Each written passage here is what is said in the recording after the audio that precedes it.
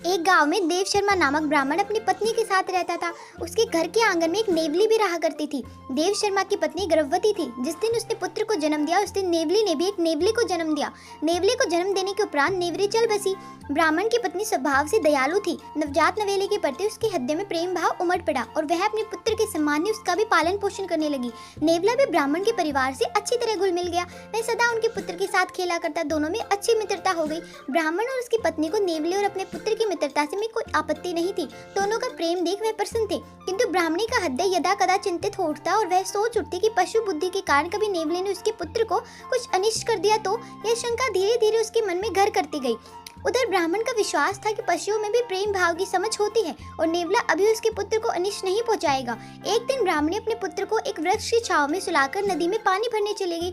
उस समय नेवला भी वहां खेल रहा था। जाने से पूर्व वह ब्राह्मण से पुत्र का ध्यान रखने को कह गई। उसे भय था कि कहीं नेवला उसे काटने ले। ब्राह्मणी के जाने के बाद ब्राह्मण ने सोचा कि नेवला और उसके पुत्र में गहरी मित्रता है, वह उसे क्यों काटेगा, और वह भिक्षाटन करने गांव प्रस्थान कर गया। ब्राह्मण वहां से गया ही था कि वृक्ष के नीचे बने बिल में एक काला नाग निकल आया और ब्राह्मण के पुत्र की ओर बढ़ने लगा।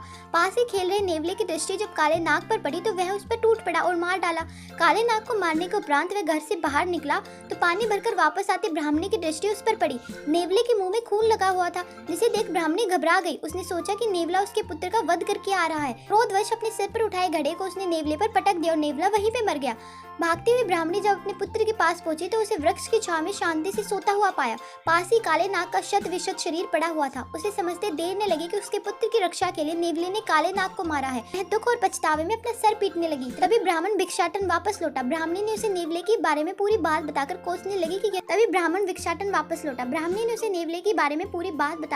लगी कि यदि मेरी बात मानकर तुम पुत्र के साथ रहते हो, लोभवश भिक्षाटन को नहीं जाते तो नेवले की जान नहीं जाती। नेवले के प्राण तुम्हारे लोभवश गए हैं। तो यहाँ पे इस कहानी में हमें क्या सीख मिलती है बच्चों, कि बिना विचार करे हम अगर कुछ भी करते हैं तो हमें पछताना ही पड़ता है। तो मिलते हैं ऐसी प्यारी सी कहानियों के साथ। Bye bye.